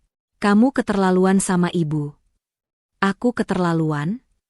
Nadia tertawa kecil, melangkah turun mendekati Arga. Ia mendekatkan wajahnya ke wajah suaminya yang kusam. Tercium bau keringat dan debu yang menyengat dari tubuh Arga. Nadia mengernyitkan hidung, refleks menutupnya dengan tangan. Iu, Mas. Kamu bau sekali. Bau kemiskinan, bisik Nadia pelan, namun cukup keras untuk didengar Ibu Ratna. Wajah Arga memerah padam, urat lehernya menonjol. Hinaan itu menembus ulu hatinya. Dengar ya, Mas, lanjut Nadia, kembali menegakkan tubuh. Mulai besok, aku akan kunci dapur. Bahan makanan di kulkas itu aku yang beli. Gas LPG aku yang beli. Kalau kalian mau makan, beli sendiri. Masak sendiri. Pakai kompor portabel kalau perlu. Jangan sentuh barang-barangku. Kau mau membunuh kami kelaparan? Pekik Ibu Ratna histeris. Tidak, Bu. Saya mau mengajarkan anak ibu cara bertahan hidup. Katanya laki-laki harus tangguh? Masa beli beras saja tidak mampu? Nadia kemudian menunjuk tumpukan baju kotor di sudut ruangan. Satu lagi. Itu seragam kerjamu yang kotor. Mas, kalau besok kamu mau kerja lagi di gudang, saran aku cuci sekarang. Dijemur di depan kipas angin mungkin kering besok pagi. Kalau tidak, siap-siap saja jadi bahan tertawaan kuli lain karena pakai baju apek 2 hari berturut-turut. Setelah mengatakan itu, Nadia melenggang naik ke lantai 2. Suara kunci pintu kamar utama yang diputar terdengar jelas di keheningan ruang bawah. Klik, klik. Arga berdiri mematung. Kata-kata Nadia berputar di kepalanya. Cuci baju sendiri. Masak sendiri. Uang habis. Ia menatap tangannya yang lecet-lecet dan kotor. Dulu, tangan ini hanya memegang pulpen dan setir mobil. Sekarang, tangan ini harus mengucek baju kotor di tengah malam dengan sisa tenaga yang nyaris nol. Arga. Rengek Ibu Ratna. Ibu lapar, di kulkas cuma ada air putih. Arga menatap ibunya dengan tatapan kosong. Untuk pertama kalinya, rasa kesal pada ibunya sendiri mulai tumbuh di hatinya. Tidur saja, Bu, jawab Arga dingin. Tidur biar nggak terasa lapar. Arga mau nyuci. Malam itu, di kamar mandi bawah yang sempit, Arga menangis tanpa suara di bawah guyuran air keran, sambil menginjak-injak seragam kerjanya yang penuh noda oli dan debu. Air matanya bercampur dengan busa deterjen murahan. Ia mulai sadar, ini bukan sekadar mimpi buruk. Ini adalah realitas barunya. Dan Nadia benar-benar serius menghancurkannya perlahan-lahan. 1 minggu telah berlalu sejak malam di mana Nadia mengunci dapur, dan Arga mulai bekerja sebagai kuli gudang. 1 minggu yang terasa bagaikan 1 abad bagi Arga dan Ibu Ratna. Rumah megah itu kini terasa seperti penjara. Arga berangkat setiap subuh dengan tubuh pegal linu yang tak kunjung sembuh. Kulitnya yang dulu cerah terawat kini mulai menggelap terbakar matahari. Telapak tangannya kasar, penuh kapalan dan luka gores. Kemeja kerja mahalnya sudah tak lagi ia pakai. Ia kini pasrah mengenakan kaos oblong lusuh dan celana jeans lama yang sudah pudar warnanya, karena itulah pakaian yang paling masuk akal untuk mengangkat ratusan kardus berdebu setiap hari. Pagi ini, ketegangan memuncak di meja makan yang kosong. Arga, hari ini jadwal arisan ibu di Hotel Mulia. Ibu butuh uang 3 juta. Sekarang, tuntut Ibu Ratna. Wajahnya tampak kusam karena krim perawatan wajah mahalnya sudah habis, dan Arga tak mampu membelikan yang baru. Arga yang sedang mengikat tali sepatu ketsnya yang jebol di bagian ujung, mendongak kaget. 3 juta? Bu, Arga pegang uang 50.000 saja gemetar. Dari mana Arga dapat 3 juta? Ibu tidak mau tahu, bentak Ibu Ratna, matanya berkaca-kaca menahan malu. Minggu lalu ibu sudah absen alasan sakit. Kalau minggu ini absen lagi, mau ditaruh di mana muka ibu? Teman-teman ibu itu istri pejabat semua? Gak. Kalau ibu keluar dari lingkaran mereka, kita benar-benar jadi gembel. Kita memang sudah jadi gembel. Bu, ibu sadar tidak sih? Arga akhirnya meledak. Suaranya serak menahan tangis frustrasi. Listrik kemarin hampir mati lagi kalau Arga tidak ngutang sama teman gudang. Makan kita cuma nasi telur kecap tiap hari. Ibu masih mikirin gengsi arisan? Ibu Ratna terdiam sejenak, lalu menangis meraung-raung seperti anak kecil. Pokoknya ibu mau uang. Jual itu jam tanganmu. Atau jual HPMU. Ibu tidak mau hidup begini. Arga menatap jam tangan Swiss Made yang melingkar di pergelangan tangannya. Itu adalah satu-satunya barang mewah yang tersisa, simbol kejayaannya yang dulu. Ia membelinya dengan cicilan 12 bulan yang baru lunas bulan lalu. Dengan napas berat, Arga melepas jam itu. Ini satu-satunya, Bu. Setelah ini habis, Arga tidak punya apa-apa lagi. Arga berangkat kerja lebih awal, mampir ke pusat gadai di pinggir jalan. Hatinya perih saat petugas menaksir jam kesayangannya itu dengan harga jatuh, karena ada goresan dan kotaknya hilang, entah di mana di gudang rumah. Ia keluar membawa uang tunai 4 juta rupiah. 3 juta ia transfer ke rekening ibunya, 1 juta ia simpan erat-erat untuk biaya hidup sebulan ke depan. Siangnya, di gudang, Arga menyantap nasi bungkus seharga 10.000 perak di pojokan, menjauh dari rekan-rekan kuli lainnya. Ia malu. Dulu jam segini ia sedang meeting di restoran Jepang, menyantap sushi segar. Sekarang, ia harus menelan nasi keras dengan lauk orek tempe yang sedikit basi. Woi, ga. Jangan melamun aja. Itu truk dari Surabaya masuk. Bongkar sekarang, teriak mandor Asep. Arga tersentak, buru-buru menelan makanannya bulat-bulat, lalu berlari memanggul karung. Harga dirinya sudah rata dengan tanah. Sementara itu, Ibu Ratna dengan percaya diri melangkah masuk ke lobi hotel bintang 5.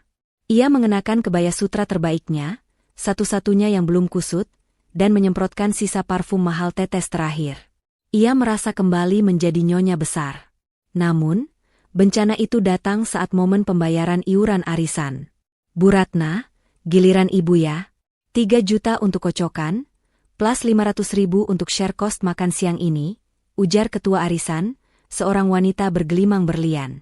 Ibu Ratna tersenyum anggun, mengeluarkan kartu debit Arga yang ia bawa. Ia yakin Arga sudah mentransfer uangnya. Silakan digesek, Jeng. Pelayan hotel membawa mesin EDC. Kartu digesek. Declinet. Pelayan mencoba lagi. Declinet. Maaf Bu, transaksinya gagal. Keterangannya saldo tidak cukup. Ujar pelayan itu sopan namun suaranya cukup keras terdengar satu meja. Wajah Ibu Ratna pucat pasi. Tidak mungkin. Coba lagi. Anak saya manajer, uangnya banyak. Sudah 3 kali, Bu. Tetap gagal. Ibu-ibu sosialita di meja itu mulai berbisik-bisik. Tatapan mereka yang dulu kagum kini berubah menjadi tatapan jijik dan kasihan. Duh, Jeng Ratna, kalau lagi susah bilang saja. Gak usah memaksakan diri ikut arisan level I high class I begini, celetuk salah satu anggota dengan nada sinis yang menyakitkan. Ibu Ratna baru sadar, Arga mentransfer uang ke rekening pribadinya Ibu Ratna, bukan ke rekening Arga yang kartunya ia pegang. Dan Ibu Ratna lupa membawa kartu ATM-nya sendiri karena terburu-buru. Ia tidak memegang uang tunai sepeser pun. Saya. Ibu Ratna gagap, keringat dingin membasahi bedaknya yang tebal. Sudah. Biar saya talangi dulu kasihan, kata ketua arisan dengan nada merendahkan. Tapi bulan depan sepertinya Bu Ratna istirahat dulu ya. Kita kan mau tur ke Eropa, takutnya Bu Ratna nggak sanggup bayar tiketnya. Ibu Ratna pulang dengan perasaan hancur lebur. Ia diusir secara halus dari pergaulannya. Harga dirinya dicabik-cabik di depan umum. Sore harinya, Arga pulang dengan tubuh remuk redam. Namun, saat ia mendekati rumah, ia melihat pemandangan aneh. Halaman rumahnya penuh dengan mobil-mobil mewah. Ada beberapa mobil Alphard dan Mercedes-Benz parkir berjejer. Dari dalam rumah, terdengar alunan musik piano live dan gelak tawa renyah. Aroma panggangan daging barbecue yang menggoda selera tercium sampai ke jalan. Arga masuk dengan ragu lewat pintu samping garasi. Di taman belakang, sebuah pesta kebun sedang berlangsung. Dekorasi lampu-lampu gantung yang indah menghiasi pepohonan. Pelayan berseragam rapi berlalu lalang membawa nampan berisi canape dan minuman mahal. Dan di tengah-tengah kerumunan itu, berdiri Nadia. Ia tampak memukau dengan gaun malam berwarna marun yang membalut tubuh rampingnya. Rambutnya disanggul modern. Ia sedang tertawa, memegang gelas kristal, berbincang akrab dengan seseorang. Arga menyipitkan mata. Orang yang diajak bicara Nadia itu, Pak Handoko, direktur utamanya. Dan di sebelahnya ada Pak Wijaya, komisaris senior. Bahkan ada beberapa klien besar yang dulu Arga coba dekati tapi selalu gagal. Loh, itu siapa? Tanya salah satu tamu sambil menunjuk ke arah Arga yang berdiri di pojokan gelap, kotor, dan bau. Sontak, semua mata tertuju pada Arga. Musik piano berhenti sejenak. Hening. Nadia menoleh. Senyum di wajahnya tidak luntur, justru makin lebar. Ia melambaikan tangan, memanggil Arga mendekat. Oh, perkenalkan semuanya. Ini Arga, ucap Nadia dengan suara lantang dan jernih. Arga ingin lari, tapi kakinya kaku. Ia terpaksa melangkah maju ke bawah sorot lampu, memperlihatkan betapa kontrasnya penampilannya dengan para tamu undangan. Arga ini suami saya, lanjut Nadia, membuat beberapa tamu terpekik kaget. Tapi saat ini beliau sedang magang, belajar kehidupan. Benar begitu, Mas Arga? Pak Handoko tertawa kecil. Ah, Arga. Bagaimana rasanya di gudang? Pak Asep bilang kerjamu lumayan untuk pemula, walau sering ngeluh capek. Wajah Arga panas membara. Ia merasa ditelanjangi di depan orang-orang yang dulu ia hormati. Nadia, apa-apaan ini? Desis Arga pelan saat sudah dekat dengan istrinya. Ini syukuran, Mas, jawab Nadia santai, setengah berbisik. Syukuran karena perusahaan kita baru saja memenangkan tender besar senilai 500 miliar. Tender yang dulu gagal kamu dapatkan karena kamu sibuk main golf. Ingat? Aku yang ambil alih negosiasinya minggu lalu, dan berhasil. Arga ternganga. Proyek itu? Proyek raksasa yang ia lepas karena merasa terlalu sulit? Nadia mendapatkannya? Oh ya, silakan nikmati sisa makanannya nanti kalau tamu sudah pulang ya, Mas. Ada tulang iga bakar di dapur kotor. Cocok buat protein kuli, tambah Nadia dengan senyum manis yang mematikan. Tiba-tiba, pintu kaca penghubung ruang tengah terbuka kasar. Ibu Ratna muncul dengan mata bengkak dan maskara luntur, masih memakai kebaya arisannya. Ia melihat pesta itu, melihat makanan berlimpah, melihat Nadia yang bersinar. Arga, jerit Ibu Ratna histeris, tidak peduli ada banyak orang. Dia pesta-pesta di sini sementara ibumu dipermalukan di hotel karena tidak bisa bayar makan. Usir teman-temannya, ini rumah kita. Nadia meletakkan gelasnya perlahan. Wajahnya berubah serius. Ia mengambil mikrofon dari penyanyi piano. Maaf, Bu Ratna, suara Nadia menggema lewat speaker. Koreksi sedikit. Ini bukan rumah kita. Ini rumah saya. Sertifikatnya atas nama Nadia Pramesti. Dan malam ini, saya merayakan kesuksesan saya bersama kolega saya. Nadia menatap Arga dan Ibu Ratna bergantian. Tatapannya tajam menusuk. Dan karena kalian sudah membuat keributan di acara penting saya, sepertinya batas waktu kalian tinggal di sini sudah habis lebih cepat dari rencana saya. Suasana pesta berubah tegang. Arga merasakan firasat buruk yang sangat kuat. Pesta ini bukan sekadar syukuran. Ini adalah panggung eksekusi terakhir bagi harga dirinya. Suasana pesta yang tadinya riuh rendah oleh denting gelas dan tawa renyah, kini senyap seketika. Ratusan pasang mata tertuju pada 3 sosok di tengah taman. Nadia yang berdiri anggun memegang mikrofon, serta Arga dan Ibu Ratna yang tampak kumal dan salah tingkah di bawah sorotan lampu sorot. Apa maksudmu batas waktu kami habis?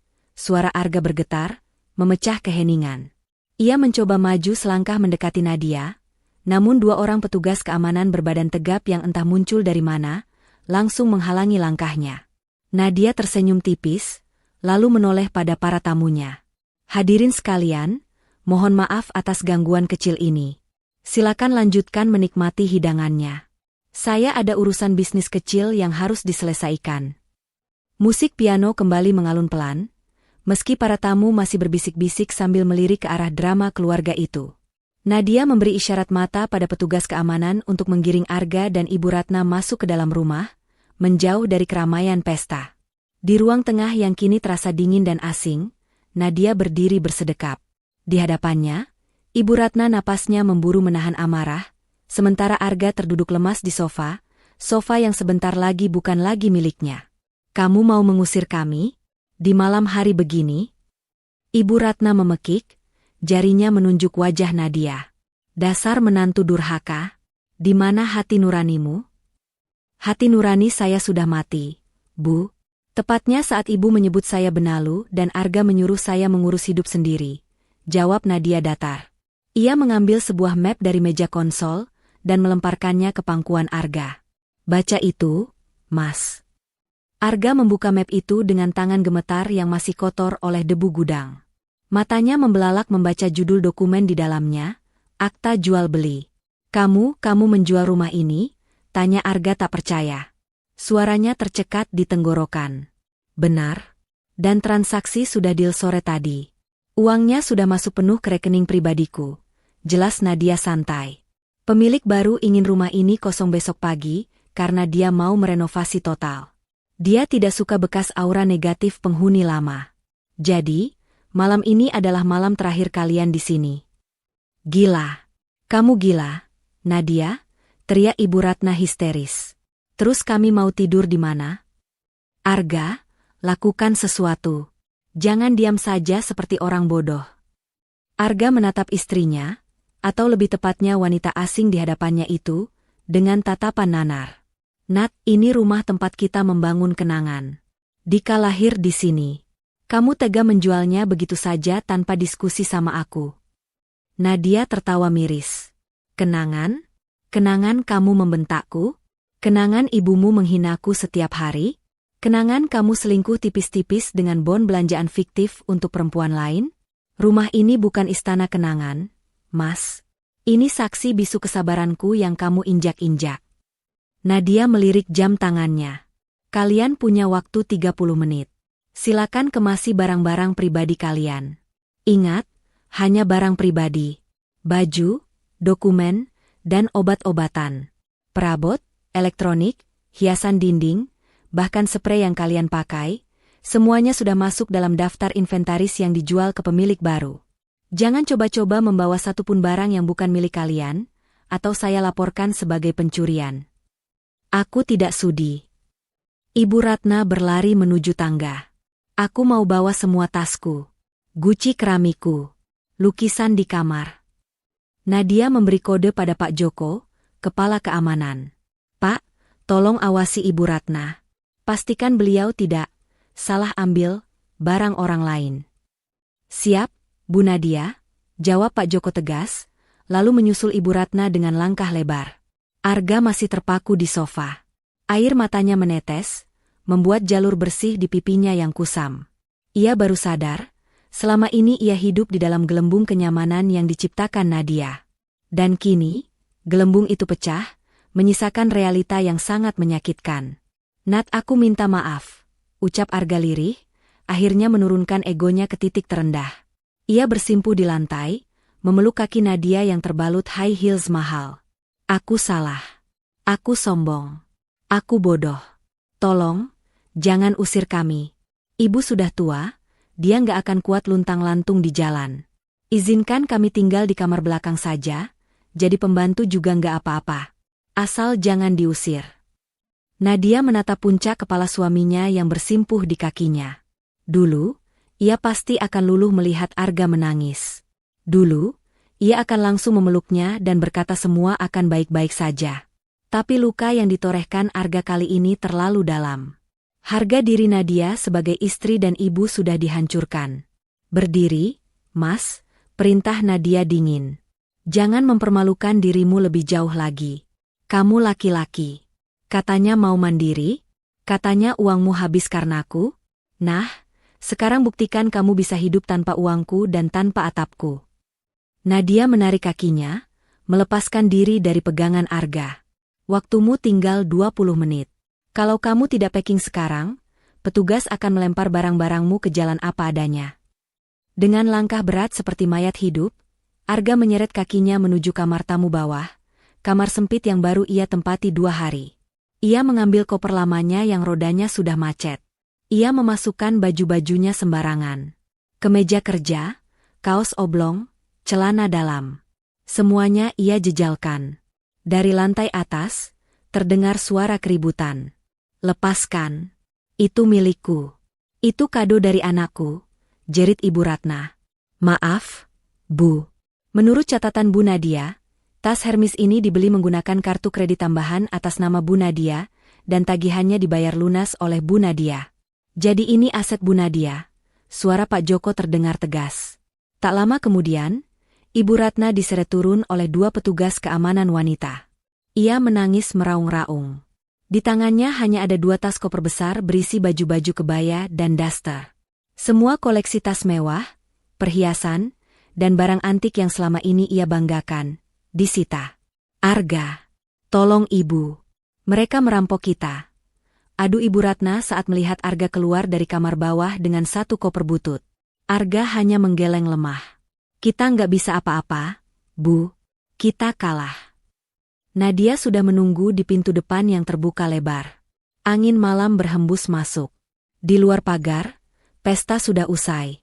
Tamu-tamu sudah pulang. Hanya tersisa lampu taman yang remang-remang dan suara jangkrik. Silakan, ucap Nadia sambil menunjuk ke arah gerbang yang gelap. Arga menyeret kopernya keluar.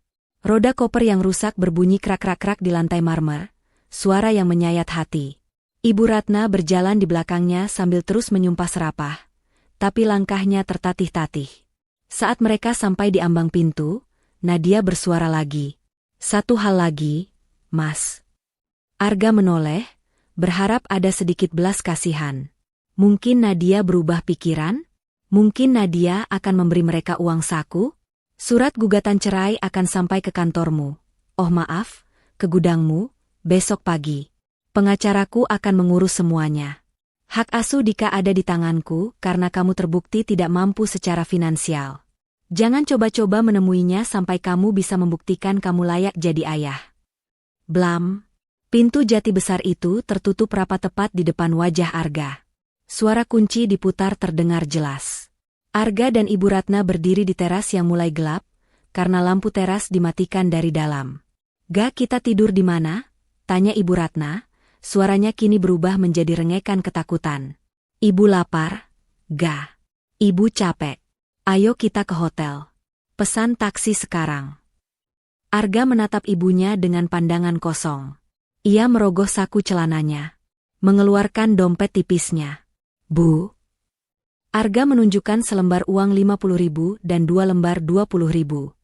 Uang Arga tinggal 90.000. Ini cuma cukup buat naik taksi ke kontrakan petakan paling murah, atau buat makan kita malam ini. Kita nggak bisa ke hotel. Apa? Kamu anak tidak berguna. Ibu Ratna memukul lengan Arga. Masa ibu tidur di pinggir jalan? Memang itu kenyataannya. Bu, terima saja. Bentak Arga, rasa sabarnya habis. Ini semua juga karena ibu. Coba kalau ibu nggak manasin Arga buat nindas Nadia, kita nggak bakal kayak gini. Sekarang nikmati saja hasil didikan ibu. Arga menarik kopernya keluar pagar, berjalan menyusuri trotoar yang sepi. Ibu Ratna terdiam, syok dibentak anak kesayangannya. Dengan terisak, ia menyeret kopernya menyusul Arga, berjalan tanpa tujuan di bawah langit malam Jakarta yang tidak bersahabat. Dari jendela lantai 2, di balik tirai tipis, Nadia menatap kepergian dua orang itu. Tidak ada senyum kemenangan di wajahnya. Hanya ada rasa lega yang luar biasa. Beban berat yang selama 5 tahun ia pikul di pundaknya, akhirnya terangkat sudah. Selamat jalan, masa lalu, bisik Nadia, lalu menutup tirai itu rapat-rapat. Suara kokok ayam yang biasanya terdengar asri di kompleks perumahan elit, kini berganti dengan suara bising knalpot motor dan teriakan pedagang sayur keliling. Arga terbangun bukan karena alarm ponsel canggihnya, melainkan karena rasa panas yang menyengat dan gigitan nyamuk di kakinya. Ia membuka mata, menatap langit-langit kamar yang rendah dan penuh bercak jamur. Ini bukan kamarnya. Ini adalah kontrakan petakan sempit ukuran 3x3 meter di gang sempit yang ia sewa semalam dengan sisa uang terakhirnya ditambah hasil menggadaikan sepatu kulit mahalnya di pasar loak dadakan. Di sebelahnya, Ibu Ratna masih tertidur gelisah di atas kasur busa tipis yang diletakkan langsung di lantai ubin yang dingin. Wajah ibunya tampak lelah, rambutnya acak-acakan, dan ia masih mengenakan kebaya pesta semalam yang kini kusut masai. Pemandangan itu begitu menyedihkan, namun anehnya, hati Arga terasa kebas. Arga, air. Ibu haus. Igau Ibu Ratna tanpa membuka mata. Arga bangun, menyenggol botol air mineral gelas di dekat bantal. Kosong. Habis. Airnya habis. Bu. Nanti Arga belikan kalau sudah dapat upah harian, gumam Arga serak. Ia melangkah ke kamar mandi umum di ujung lorong kontrakan. Antrean sudah panjang. Bau sabun colek murahan bercampur bau pesing menusuk hidung. Arga harus menunggu 20 menit hanya untuk mencuci muka dan buang air kecil. Mandi? Tidak mungkin. Waktunya tidak cukup, dan ia tidak punya sabun. Saat kembali ke kamar, Ibu Ratna sudah bangun. Ia duduk memeluk lutut, menatap sekeliling dengan tatapan kosong. Kita di mana? Ga? Kenapa bau got? Tanya Ibu Ratna lirih. Di kontrakan Haji Mamat, Bu. Cuma ini yang Arga mampu bayar harian. 50.000 semalam, jawab Arga sambil mengenakan seragam gudangnya yang belum dicuci sejak kemarin. Baunya makin apek. Ibu mau pulang. Ibu mau kasur ibu. Ibu Ratna mulai menangis lagi. Rumah itu sudah dijual. Bu, sadarlah. Bentak Arga sambil memakai sepatu ketsnya yang jebol. Hari ini Arga kerja. Ibu diam saja di sini. Jangan kemana-mana. Di sini banyak preman. Kalau ibu keluar pakai kalung emas itu, bisa dijamret orang. Arga menunjuk kalung emas tipis yang masih melingkar di leher ibunya, satu-satunya perhiasan yang luput dari penyitaan Nadia semalam karena tertutup kerah kebaya. Jual kalung itu, Bu, buat makan siang nanti. Arga nggak pegang uang sepeser pun, perintah Arga. Ibu Ratna memegang lehernya protektif. Enak saja. Ini peninggalan almarhum bapakmu. Masa dijual buat beli nasi bungkus? Terserah. Kalau ibu mau kelaparan seharian, silakan simpan kalung itu sampai mati. Arga membanting pintu triplek tipis itu, meninggalkan ibunya yang meratap. Ia berjalan kaki menuju pabrik. Perutnya perih melilit karena belum diisi sejak kemarin sore. Langkahnya gontai, kepalanya pening. Sesampainya di gudang, tatapan para kuli lain terasa berbeda. Berita tentang pesta mewah Nadia dan pengusiran Arga sepertinya sudah menyebar lewat grup WhatsApp karyawan. Gosip memang bergerak lebih cepat dari cahaya. Wih, mantan bos datang. Kok lemes amat? Pak, belum sarapan krowasang? Sindir Ujang, salah satu kuli yang dulu sering Arga potong gajinya kalau telat 5 menit. Arga diam saja, mengambil helm proyeknya. Ia langsung menuju tumpukan karung semen yang harus dipindahkan. Baru mengangkat satu sak, pandangannya berkunang-kunang. Bruk! Arga jatuh terduduk, karung semen menimpa kakinya. Aduh! Arga mengerang kesakitan. Hati-hati dong. Kalau semennya pecah, potong gaji, teriak Pak Asep dari pos pengawas. Di tengah rasa sakit itu, seorang kurir berseragam oranye masuk ke area gudang, celingukan mencari orang. Permisi. Ada yang namanya Bapak Arga Saputra? Arga mengangkat tangan lemah. Sasea. Kurir itu menghampiri, menyerahkan sebuah amplop coklat tebal berlogo kantor hukum ternama. Paket dokumen penting, Pak. Tolong tanda tangan di sini. Jantung Arga berdegup kencang. Ia tahu apa isi amplop itu tanpa perlu membukanya. Namun, rasa penasaran memaksanya merobek segel amplop itu di sela waktu istirahat. Ia menarik keluar berkas-berkas di dalamnya. Surat gugatan cerai. Mata Arga menyusuri poin demi poin tuntutan. Perceraian talak 1. Hak asuh anak jatuh sepenuhnya ke tangan ibu, Nadia Pramesti, tanpa hak kunjungan bagi ayah sampai ayah memiliki tempat tinggal layak dan penghasilan tetap di atas UMR. Tidak ada tuntutan harta gonogini karena terbukti selama pernikahan, pihak suami, tergugat, tidak memberikan kontribusi aset apapun dan justru menghabiskan aset istri, penggugat. Poin nomor 2 membuat dada Arga sesak. Tanpa hak kunjungan. Ia tidak boleh bertemu Dika. Anaknya. Darah dagingnya. Ya Tuhan. Desis Arga. Air matanya jatuh membasahi kertas itu. Ia kehilangan rumah, kehilangan jabatan, kehilangan harga diri, dan sekarang kehilangan anaknya. Tiba-tiba, suasana gudang yang riuh mendadak hening. Para kuli yang sedang merokok buru-buru mematikan rokok mereka dan berdiri tegak. Dari pintu utama gudang, masuklah rombongan inspeksi direksi. Pak Handoko berjalan di depan, dan di sampingnya, berjalan Nadia. Nadia mengenakan safety helmet putih khusus tamu VIP, dipadukan dengan setelan kerja abu-abu muda yang sangat elegan. Ia memakai masker medis untuk menutupi hidung dari debu, tapi matanya yang tajam menyapu seluruh ruangan. Arga panik. Ia buru-buru menyembunyikan surat cerai itu ke balik bajunya dan bersembunyi di balik tumpukan palet kayu.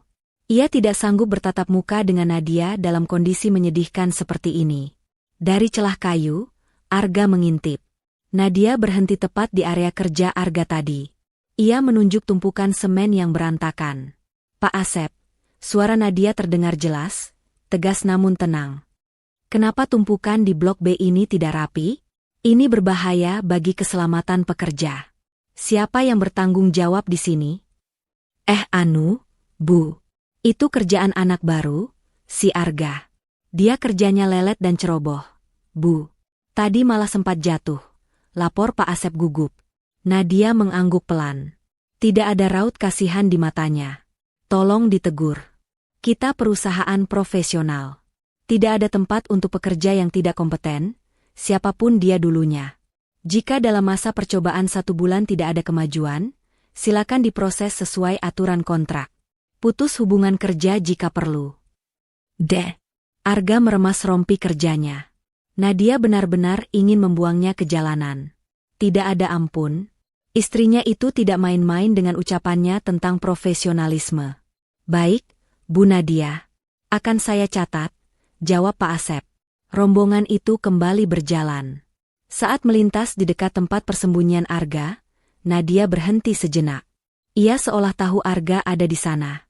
Ia menoleh sedikit ke arah tumpukan palet itu. Matanya menyipit, seolah mengirimkan sinyal dingin, nikmati hidup barumu, Mas. Setelah Nadia pergi, Arga keluar dari persembunyiannya dengan kaki gemetar. Ia merasa seperti tikus got yang baru saja melihat elang terbang tinggi. Perbedaan kasta di antara mereka kini bagaikan bumi dan langit.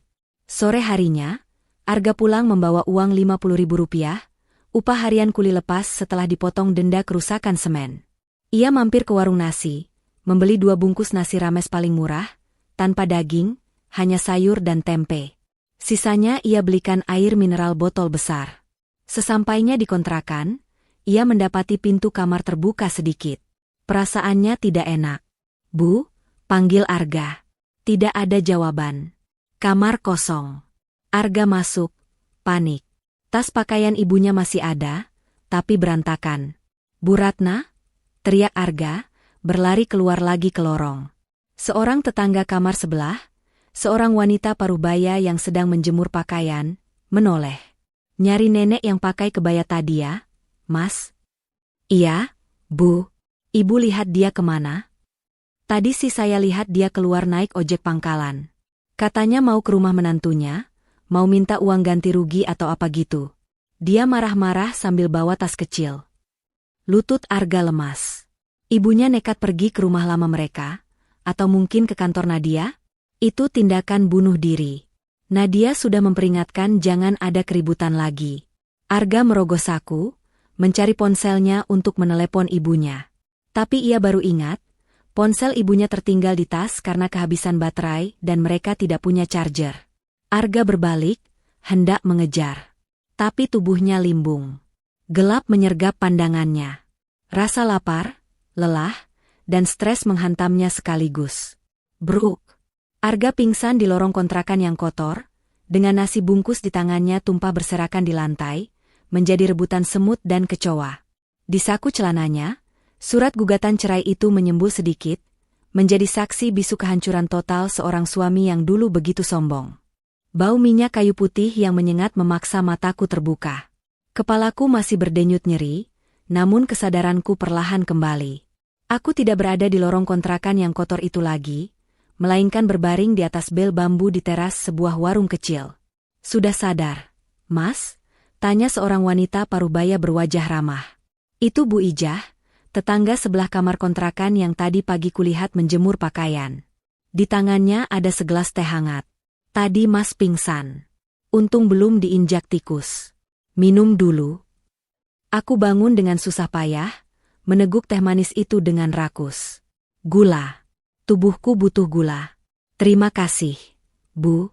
Maaf merepotkan. Ibumu mana? Mas, tadi katanya pergi, tanya Bu Ijah. Ingatanku langsung tersentak kembali. Ibu, dia pergi ke kantor Nadia. Belum sempat aku menjawab, ponsel di saku celanaku bergetar lemah. Layar retaknya menyala.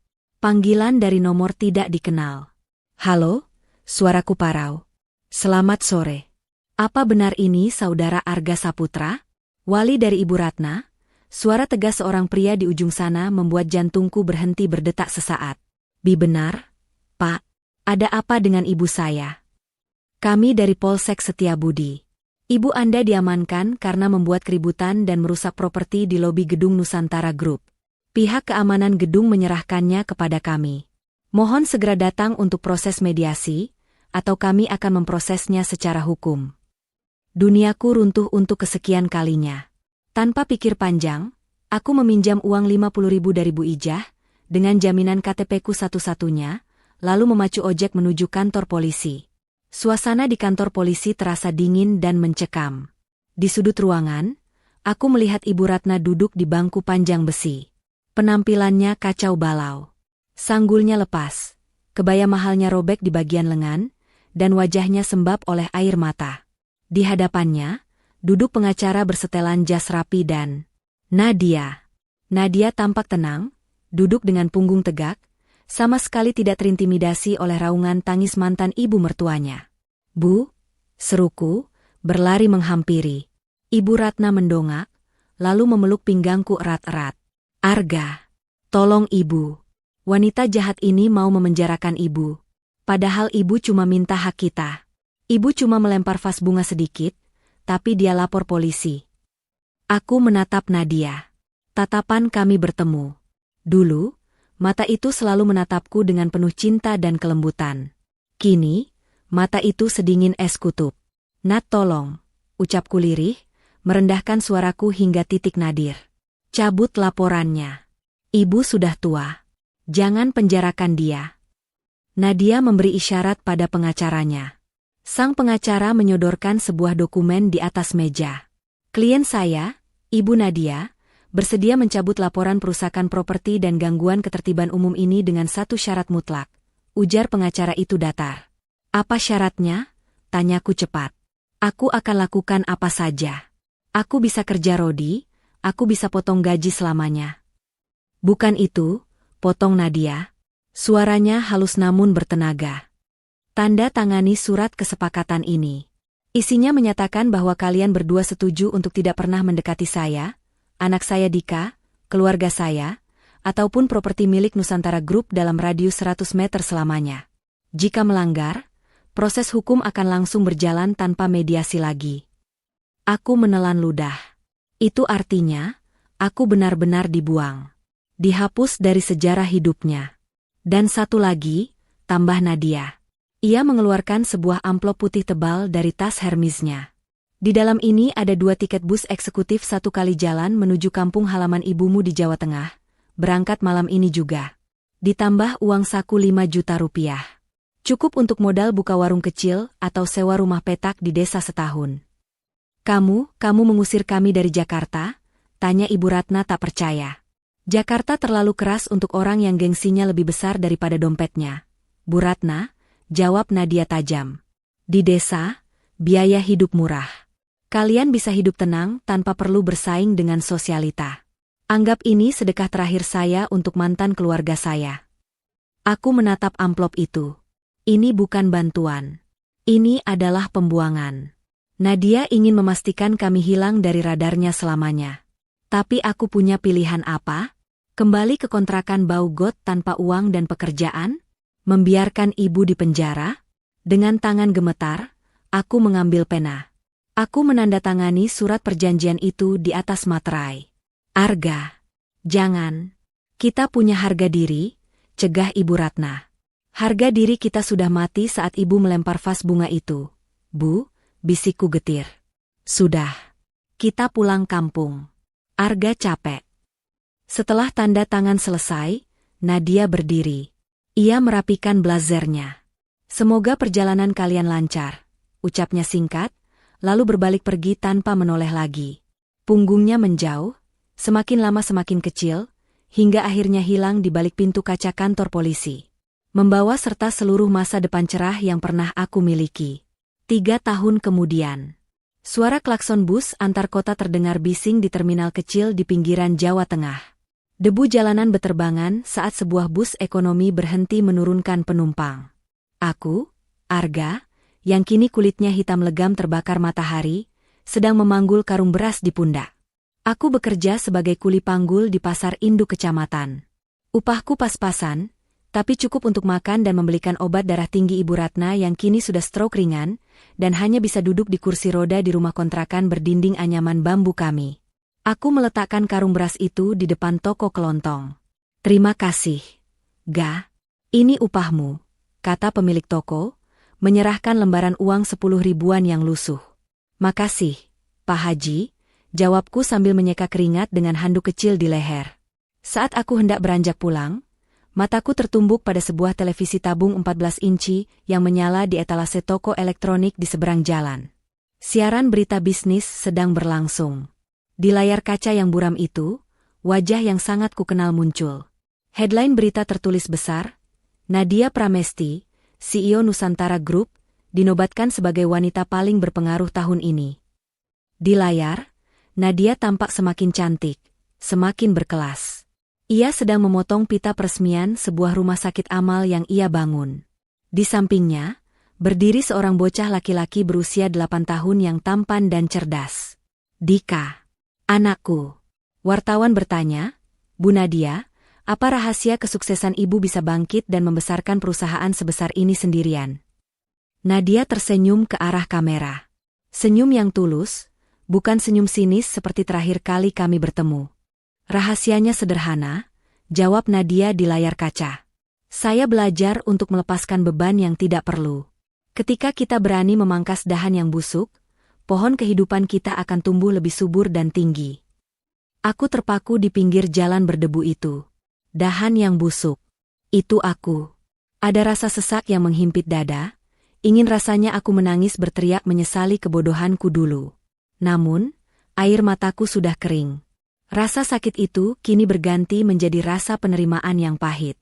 Nadia benar. Aku adalah benalu yang harus dipangkas agar dia bisa bersinar.